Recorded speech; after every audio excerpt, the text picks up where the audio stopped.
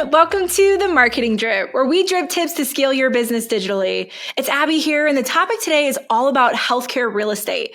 We talk about trends, factors when selecting a location, unique challenges to consider, and common misconceptions. I talked with not one, but two of my favorite people, Kyle Church and Burt Arthur. They're co-founders of Lightpoint Real Estate Partners.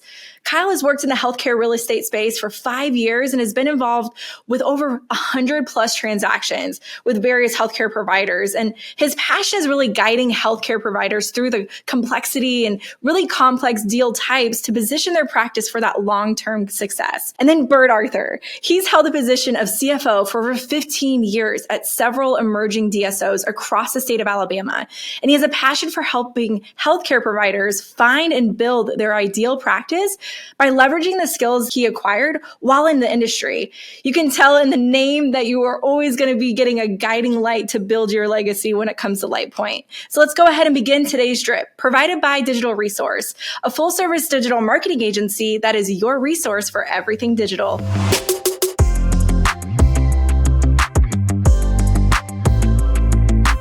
Hey, Kyle and Burt, thank you so much for joining us today and dripping some knowledge. I'm so excited to pick both of your brains. You guys are so knowledgeable about the industry. So thank you.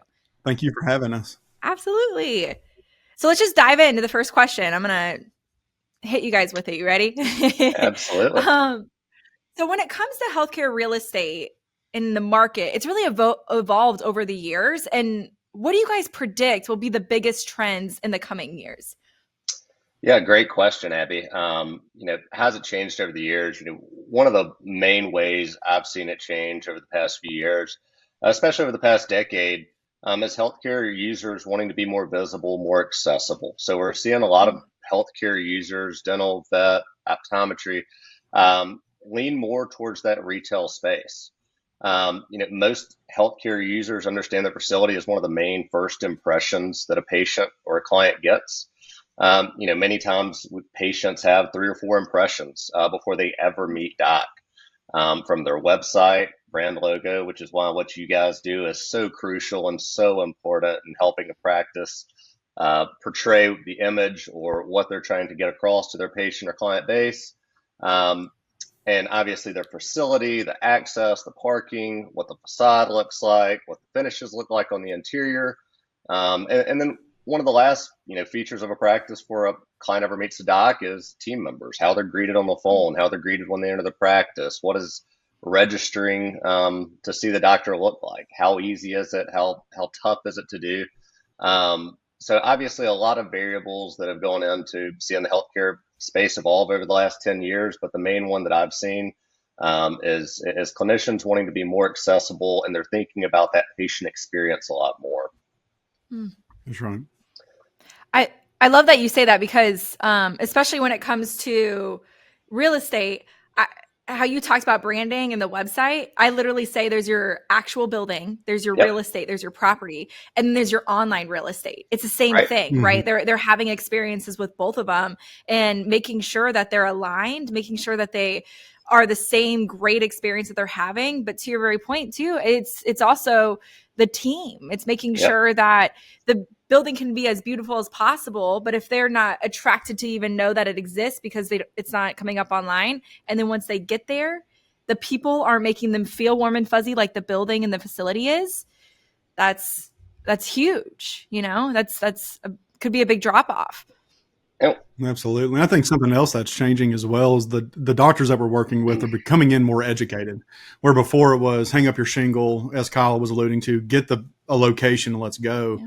Now the doctors are coming in, and I would hope it's because of the vendor partners that we work with, such as yourself, and educating the doctors on why it matters and why, yes, we want to get you open and the practice matters, but getting you in a location that you can grow in. If you've heard me talk for any point in time, I'm a big capacity guy. And I don't want you just to throw up a website or throw up your practice in this one location because it's 1,200 square feet it's available. I want you to be in a place where you can grow and be there for the next 5, 7, 10 years and not be hindered by that location. And the doctors, I think, are starting to understand that more. And with the proliferation even of DSOs, I think there's just a different view of the real estate than there was not just 5 to 10 years ago. It all comes down to competition, right? Like they have to provide that great experience. They have to have the great facility. With DSOs being such a big competition in that space as well, it's like you have to be able to compete and stand out, where before That's you right. could just pick location as far as like what's the closest to this area, what's, and it didn't really matter as much. But now, I mean, it's just like dating, right? You're comparing everything. You're swiping right, you're swiping left. Like you get to compare to everything else. You're looking at reviews. You're able to read about people online. You have to find people online. Then you have to go there and make sure that you make it to that practice with the right address. That's right. So it's so key to know that all of these moments are actually building up to one great moment, right? And you have to, it's more sensitive than it ever has been. And that's across all industries. It's pretty crazy. Well, and you talk about competition too, and that's where I think we come in, and that's where our value lies is. It's one thing to know that there's competition out there. Most people will tell you the real estate, the facility, the occupancy cost is the number 2 cost in their practice across the board on a solo practice level. And that's where we come in, because we know what we're looking for. We know what our clients are needing. You know, we go through a very thorough investigation with them, or say investigation, interview process to find out what do they really want. Then from there, we start bringing leverage to the table. Again, we don't want you to go and do this on your own. Have somebody, just like if you were going to go before a judge, you're not going to use somebody else's attorney. You're going to have your own attorney. And when you're doing it, it's important now more than ever, where supply costs are going up. Just the cost to get your people to come in and hire the right people. Anywhere you can save money or make it benefit you in any way, use that advantage. And that's something that I think most are back in. I think you're seeing that change where the doctor would sign a lease and forget about it for 5 years. Well, now they're starting to understand where, it may be just a $2,000 lease payment today, but over a 10-year period, this could be $1 million transaction. And it's being able to put that in front of our clients and let them know the decision that they're making, and trying to structure them for success on the first step versus 5, 7, 8 years down the road.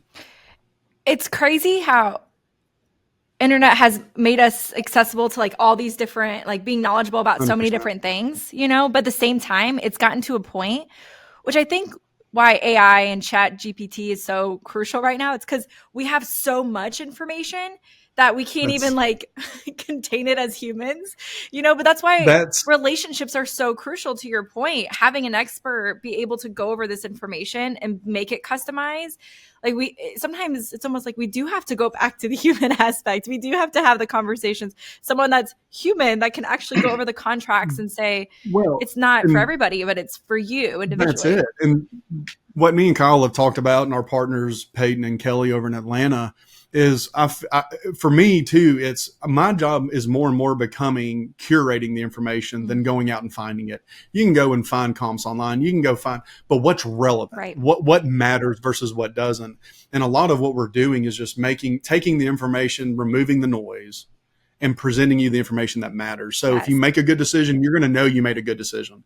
If you're not making the optimal decision, you know what hurdles you've got to overcome to make it an optimal decision. And so your great point is the information's out there.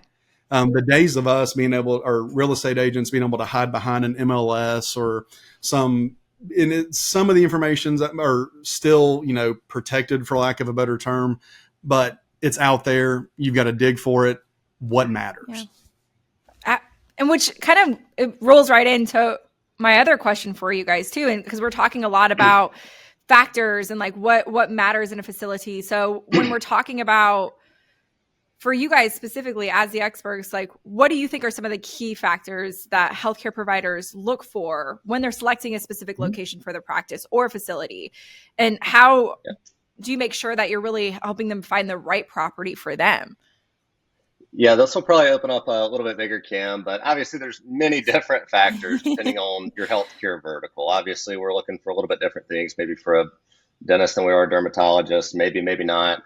But the main factor we want really at the forefront of every client we're working with is what's going to be best for the practice. And what do we mean by that is, many healthcare providers do have a strong appetite for real estate, and they want to know about commercial real estate. especially here in the South. And obviously you're going to see that in the Midwest, and not as prevalent in New York City, Miami, LA, but especially in areas where real estate is attainable, freestanding buildings. Docs definitely have an interest in that. But what we really want to keep That's their right. focus on is practice first, real estate second, and whatever's going to help make the practice be most successful, depending on the game plan for the practice. And I think this goes back to what their mindset is. They have a growth mindset, what they're trying to accomplish. But if we're talking, again, I'm just going to give an example. A general dentist starting their first clinic, we're likely going to want to be in a high traffic, high foot count, high volume retail type area. But there's no broad brush answer, Abby. I mean, every client situation is so unique and one of one, and it should be treated as such. Obviously, they can listen to a great podcast like this and pick up some tidbits of information. But I always encourage clients because, again, as Burt mentioned earlier, our clients, our clinicians are more educated now than they've ever been. But again, it is a lot of noise, and they're hearing a lot of different information from a lot of different people, and people who've maybe seen a deal type one way, but not understand that it's not applicable to this deal. So again, taking your scenario and working with a team or a group of folks who really can apply what you're trying to accomplish to that market. So again, my biggest piece of advice is do what's best for the practice. If real estate can be a piece of that, great, let's have that conversation. If ownership can be a piece of that, great, let's have that conversation. But don't compromise the practice just so you can say you own some real estate, because real estate's not how you're making money. You want to get into commercial real estate, you want to invest in commercial real estate, call us. Be more than happy to put you on, a net lease back deal or, an investment development type deal. I can show you how to do all that. But don't compromise what your money maker is because you want to own a piece of real estate. Do what's best for the practice first. I love that. Practice first. Yep. And I think that's all facets of the business, right? Making sure that, yes, you're going to meet different people or different types of experts that you're going to be working with, and it could be that cookie cutter approach, right? Like, you're a startup, you're going to do this. But to your very point, every area could be different. Your vision could be different. Making sure whatever you want to be possible to communicate that.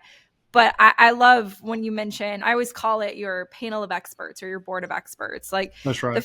making sure that you have people that you trust that are in your corner that you can go to, because there's no way that all of us, if I don't know everything. I can talk to you about marketing all the time, but that's why I do this, right? Is to bring in other experts to talk about other industries to make sure that you have every facet of your business to be successful brought to the table. So it's that custom approach, which I think that's why we work so well together, is because we do the same thing. Right. That's it. And I just got off the phone with a client, and I told her, and Kyle's probably heard me say this ad nauseum of, you're growing up, your mom, your dad, we're having kids now. I've told it to my kids, show me your friends and I'll show you your future. Ooh. Well, the same thing applies in business. If you're surrounding yourself with the right CPA, the right marketing firm, the right real estate agent, hopefully it's us, the right consultants, I can't guarantee success, but I can tell you your trajectory is probably going to have a better chance than if you're using just some random person off the street, or even sometimes what we run into a lot of is I'm using my buddy, and that's okay. But he's in the same area and career path of your life or you guys are sharing that same time. He only knows what he knows. And if you guys are coming out at the same time, he hasn't walked the path. He hasn't been through it.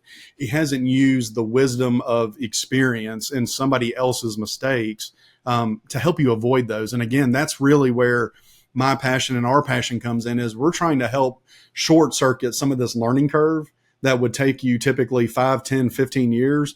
And we're trying to put people around you. And that's something that we don't probably talk about enough, is the relationships that we have and that we share with you, whether it's a banker, a GC, a general contractor in the area.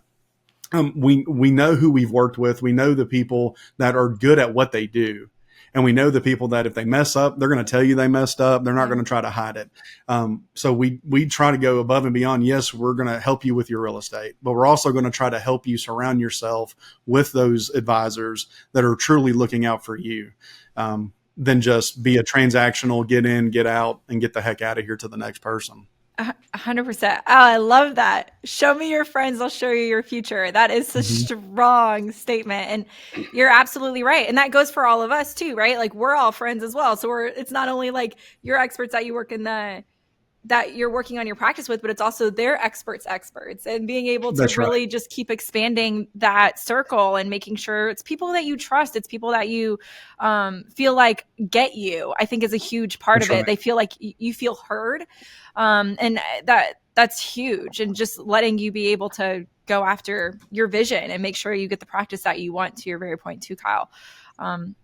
Okay, well, let's talk about challenges that you guys face. And since you are experts and you haven't been just new in the field, right? Like you can flex a little bit. What are unique challenges that you guys typically face when it comes to, or not you, but you've seen other practices face when it comes to buying or leasing healthcare real estate? Maybe it's like zoning laws or building codes or regulatory requirements of any sort. Yeah, another great question. Yeah, it's so broad. It's so. I know. Where do you want to start? I don't think we have time. Okay. I want the ones that have a gut check. That's what I want. I want a gut check. Yeah. 7 or 8 examples come to mind every time a question's asked, and one of the most unique considerations, Abby, with buying or leasing healthcare real estate that we feel clients need the most help with is the how. Anybody with an internet connection and eyeballs can locate a property. That's not the magic in what we do. Obviously, if you're leasing a space, structure of a deal is so crucial. It's not renting a house. It's not, hey, landlord, I'm gonna pay you $2,000 a month and it'll be there on the first. There's so many components of a lease, whether it's lease type from triple net to modified gross to full service to concessions, from build out to free rent to build out period. What are those differences? There's so many variables and components of a lease and different appetites that landlords have for leases that need to be taken into consideration.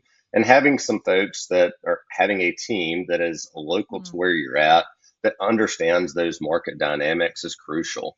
On the buy side, there's again a million different examples we could walk through. But client wants to go ground up because there's no options that match what they need, but do not have the liquidity to inject 30%. What do? Client wants to open up 3, 4, 5 locations in the first few years because that practice model they've built is absolutely killing it. Because digital resource got them 300 new patients a month.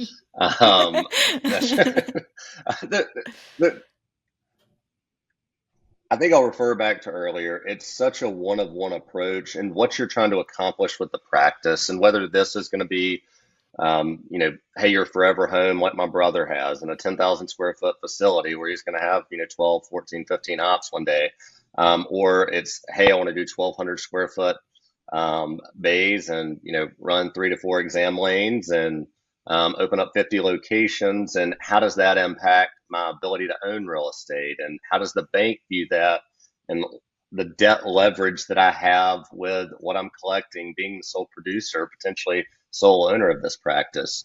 But well, and it's in most and I would cases, say too, Kyle, to piggyback, it's different in each location. In Birmingham, he might have more buildings than I do. Here in Baldwin and Mobile counties, we're doing a lot of new development. I mean, where I'm based out of, fastest growing area in the state, there's not a lot of options for lease space. There's not a lot of options to go purchase. And so I think where we see a lot of the challenges is trying to match expectations of our clients with reality.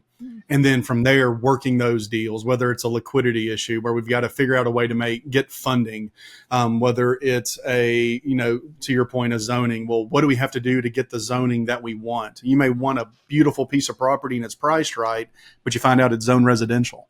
And having somebody that can help walk you through that process sounds intimidating, but that's where we come in. We help. Either we do it ourselves or we have people that we work with, vendor partners that are killers at it.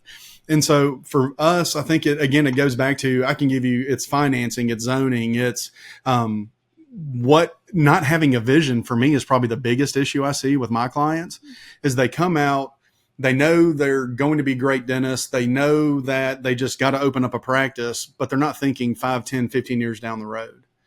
Some of the best doctors I've been able to see while doing this the past several years are the doctors that had a plan and they're working that plan. It doesn't mean it's not changed and it hasn't been tweaked here and touched there. But it's guys and ladies that know where they're wanting to go.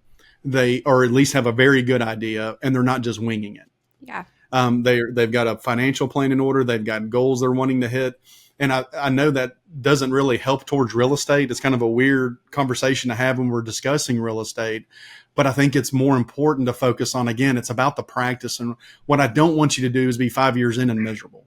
I don't want you to be 5 years from retiring and trying to figure out, what did I do 15 years ago that I could have put in place then to be able to walk away with a good return.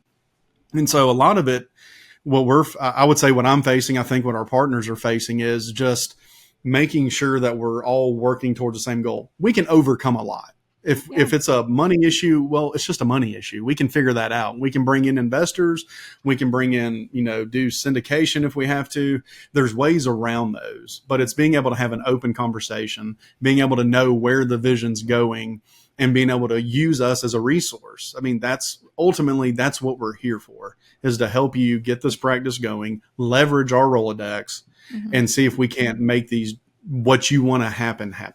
And not just get the practice going, whether you're buying a practice, starting a practice, real estate's such a huge piece of it.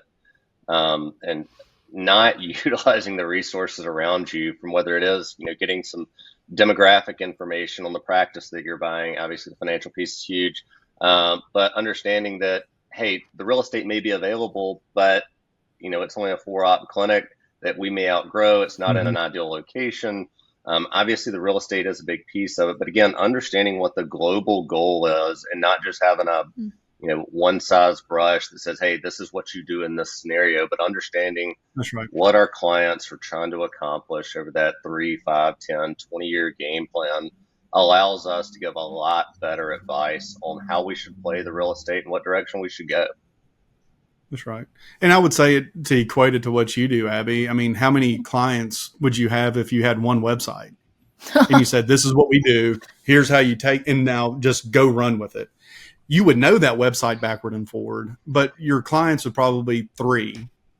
And then from there, there's no innovation and go. Or we might have a lot of clients and they aren't going to be happy clients, because they're not actually going to be successful. So I that's a great example to bring in too, Bert, and exactly what you're saying, Kyle, too. It's making sure you're having the vision and understanding and being open-minded to the feedback that's going to be given to you based on that direction, and being able to adapt and know the plan accordingly.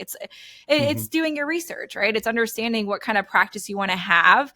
And to your very point, when it comes to how many ops do you want, what type of procedures do you want to do? You might not do it now. It might not be your first year plan, but 3, 5, you want to make sure, if that's something you want to do when it comes to your real estate, that you're not having to redo it again in a few years. Like, why not have a practice that you're going to grow into, and you're going to be able to provide those services, or bring a specialist in, or have an associate with, or whatever that may be. So, I know I have a practice that was in Franklin, Tennessee, and they were outgrowing their space. They were there for a while, right? But they got into this new facility, and they even had another area where they were able to have their dental school and really it was a dental assistant program. So they were able to do courses and not only teach assistants, but also help with their own hiring and making sure that people are using their amazing state-of-the-art facility. And it's thinking big like that. That was their 5-year plan at the time, and they grew into it.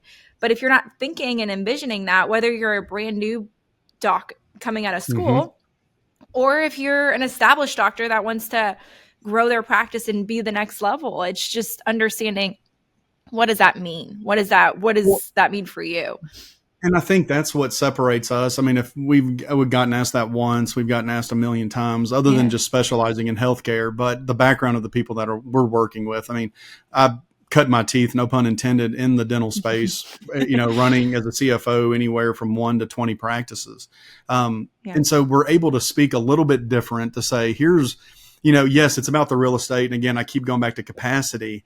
Let's throw some numbers on there and say, hey, if we were, here's where you're at. Here's how long your wait time is for new patients. Well, that's a red flag to tell me that you're not able to do what you want to be able to do. If you're always complaining about your parking lot's always busy, well, that's an indicator that you're probably starting to grow out of that space. and being able to have a conversation to say, instead of I feel, I think, it's being able to provide our clients with hard numbers to say, when you hit this number, here's what you need to be looking for. When you hit this metric, and that's just something that I don't think a lot of real estate agents have. And I wouldn't expect them to. I mean, we just happen to be doing it because I always got a joke. I'll save it for later, but it's utilizing again, the experience and background of the agents that we have on our team, the partners that we work with, that separates us from most of our And we're competitors. talking about we're kind of hitting the cusp of it. So I'd rather just dive into when it comes to new locations, right? When we're talking about expanding or going into new locations, what are things that they need to be considering before making that jump? Yeah, I think another fantastic question, and obviously another very case by case scenario, and one we're going to take a comprehensive approach, understand, hey, what's our 5, 10, 15, 20-year game plan? Are we taking down, is this a great practice with a great model? We're going to do 1 to 2 locations maybe, or is this something we're going to take to 20 locations? We're going to that 1 to 2 location. Doctor has an appetite for owning real estate. You're probably going to be able to do that. You can probably get up to 4 or 5, maybe 6, depending on the size of the real estate or the cost of it, rather, and what that debt leverage is with the lender that they're working with. But if we're talking going 15, 20, 30 locations, they're going to bump their head sooner than later. And they're going to have to either sell off the real estate so they're not as leveraged with what I call the dead weight on the books, if you will, with the real estate.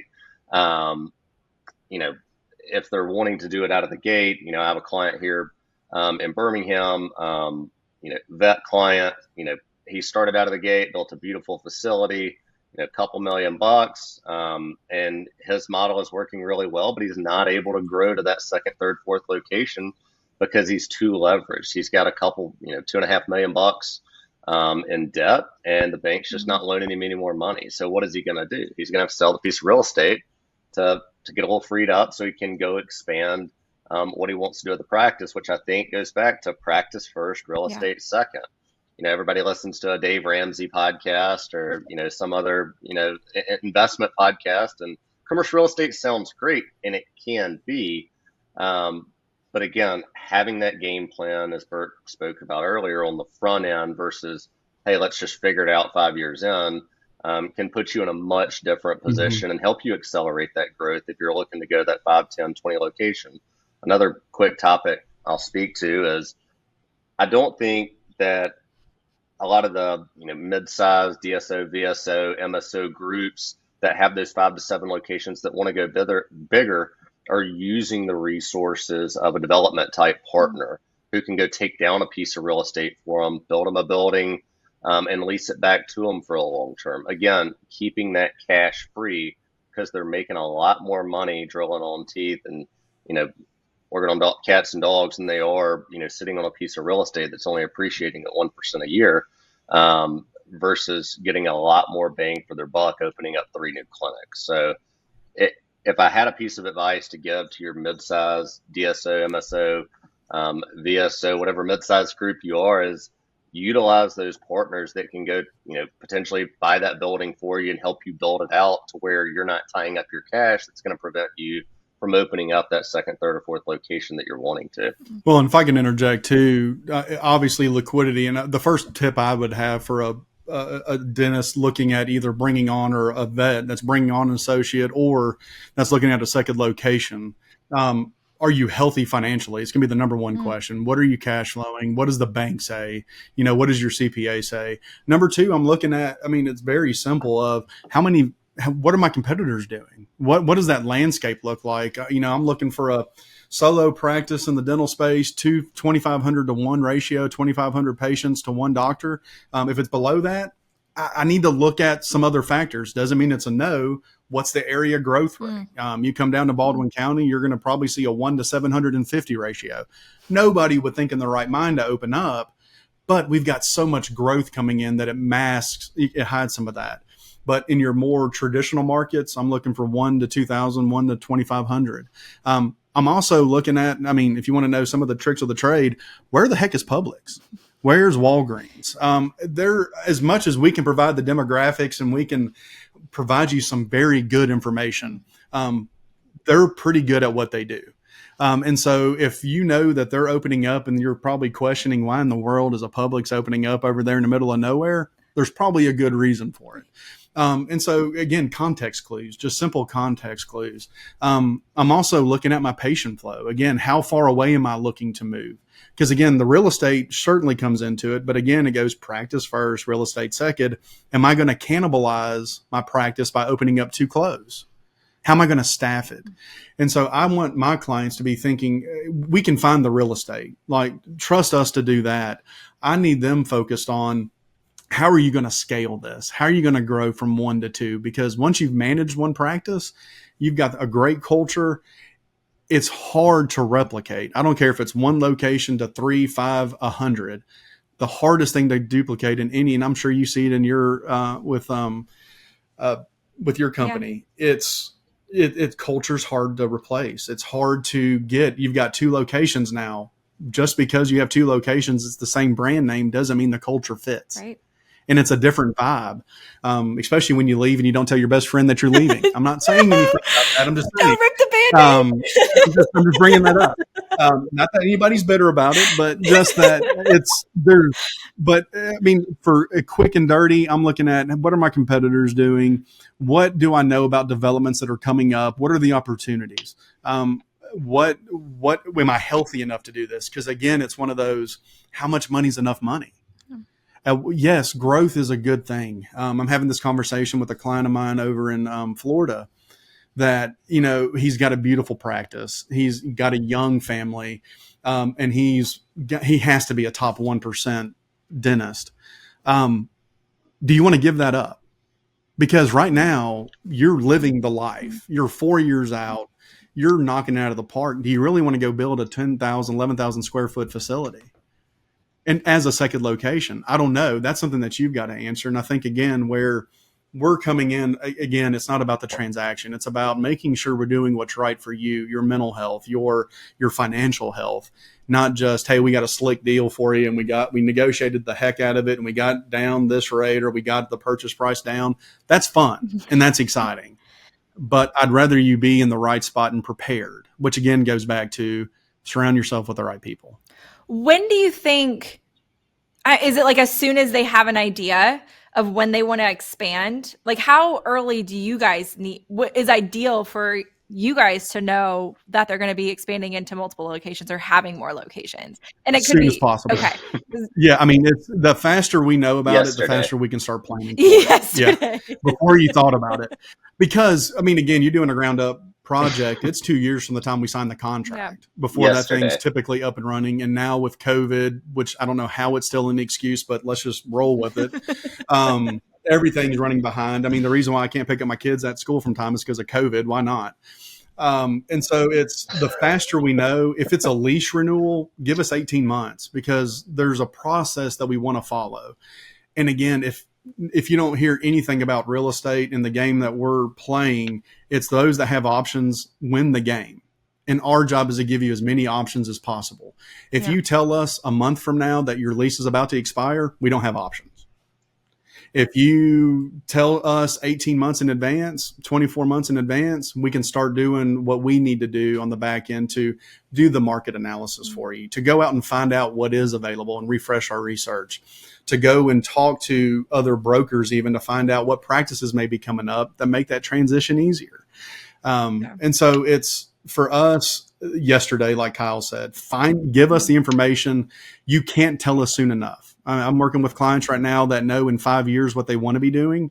And again, it goes back to we're working backwards. It's just that simple of, okay, when you hit this revenue mark, here's how much we need to have in the bank. How do you want to finance this? With rates being what they are, and we start going through those conversations and trying to develop a plan, which I hope the CPAs appreciate. I hope the bank appreciates, and probably most importantly, the client appreciates. It's understanding. I like how you say too, to self-reflect on yourself, to make sure that's something you want. You're not just moving up, but also as soon as be sure to tell your team of experts and your agents to really get a better idea of what that looks like, so you can also figure out if that's the best plan of action you want to go about and the opportunities that are there. Well, and how many Yeah. times it's not real estate, but you talk to some of the practice brokers, there's a lot of times associates will leave because the owner doctor will put the practice up for sale. Well, he never thought about asking the associate because he never thought the associate never said anything. So I just assumed they didn't want to buy it. Associate's now upset because, man, why is he listing it? I wanted to buy it. And now we've got a bad relationship. And all it would have taken is, hey, do you want to, I'm thinking about getting out of here. And it's about just communicating. It's how much of this is just about, hey, if you got something, say something. And let us see if we can figure out how to help always roots to statistics and numbers and the communication. Like that's always what the solutions are coming from, or the problems, like being able to identify everything too. It's always communication is key, right? That just is always the hardest part, but making sure you're having the conversation and being open about it helps. And it also helps you just really figure out what you want to do. But with communication comes lies and deceit and myths, right? Like there's definitely misconceptions out there about healthcare real estate.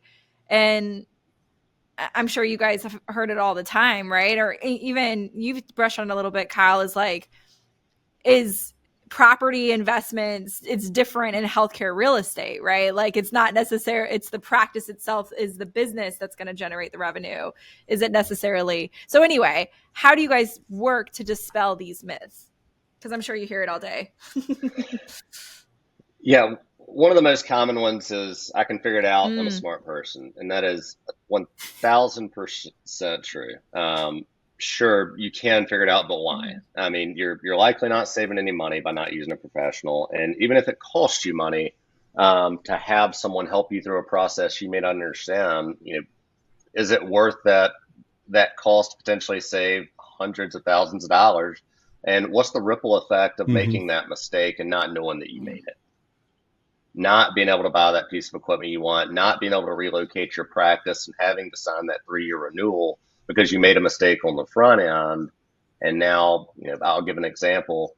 Doc made a mistake in 2018 that caused you not to be able to move in 2020 when rates are in the high 2s and the low 3s.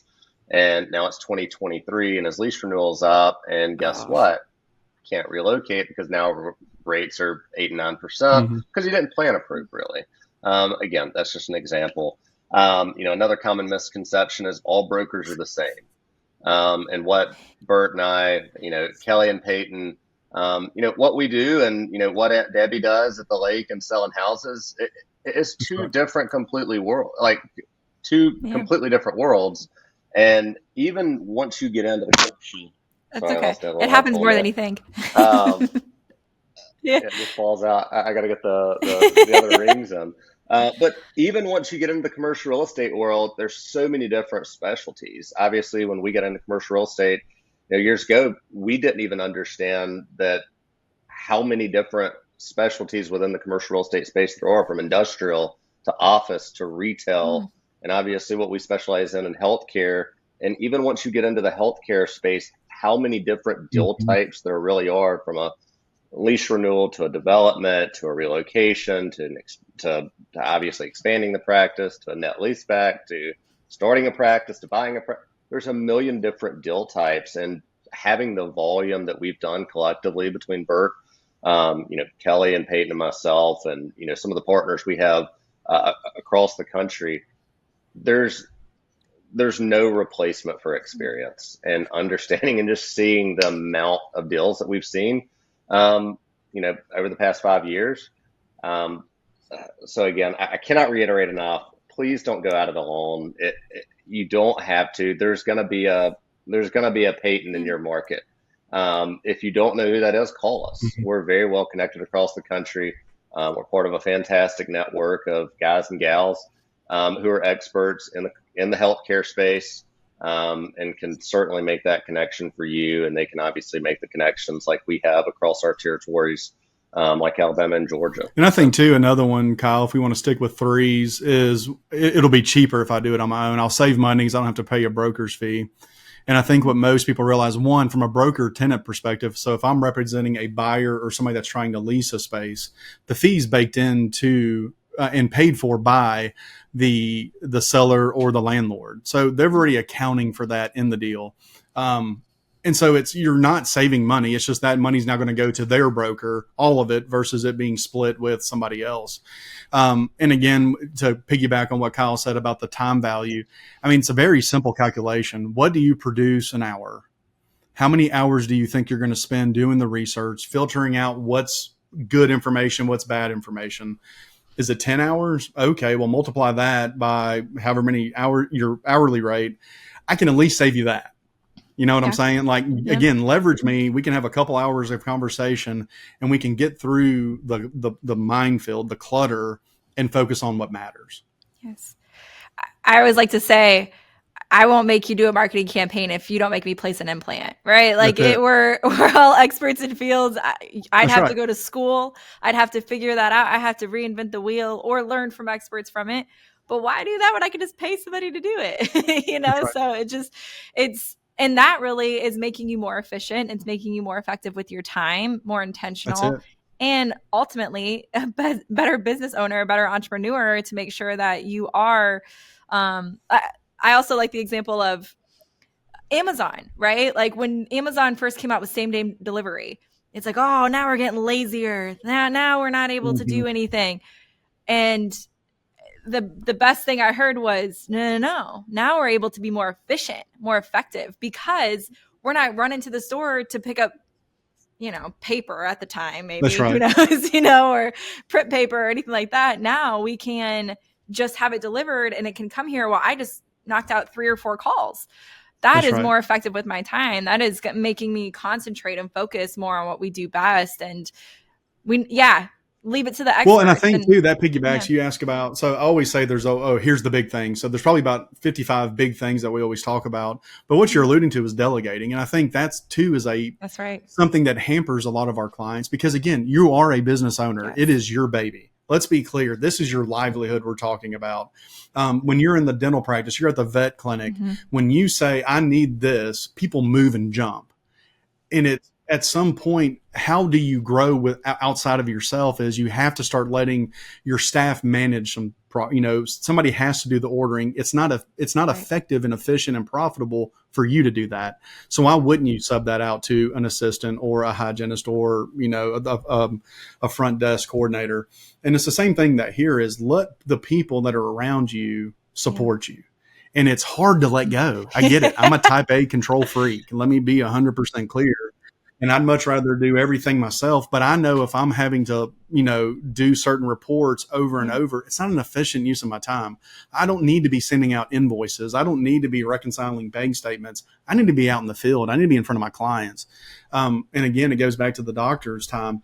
They need to be talking to the staff. They need to be running their business. They need to be talking to their patients, not looking for property. How much is your time worth? Yeah. What we can handle. How valuable are you? And exactly. And if you rate yourself, if you rate yourself on an hourly rate, how many hours is it going to be? Even if Burt and Kyle, you're more expensive than me to do it, are you really saving money because you're actually putting more hours into it? Therefore, you're losing money, you're losing productivity.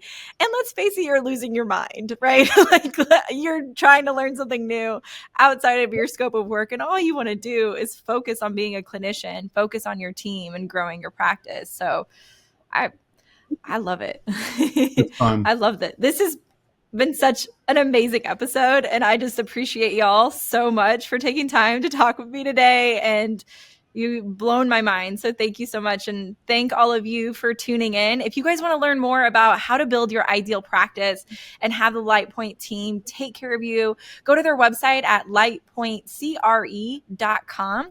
Or if you want to send them an email, it's info@lightpointcre.com. Plus, these guys are the best, and they are willing to, if you guys put the marketing drip in the subject line, they're actually willing to provide you with a free lease or purchase analysis. So you don't want to miss out on that. Make sure to go ahead and put that in the subject line. Again, that's the marketing drip. So thank you guys for offering that. And thank you for hanging out with me today. I appreciate you both. Hey, thanks for having us. Anytime. I'll have you back. Hey. Please, we're ready when you are. Yes, let's go. Thank you guys. Bye, everyone.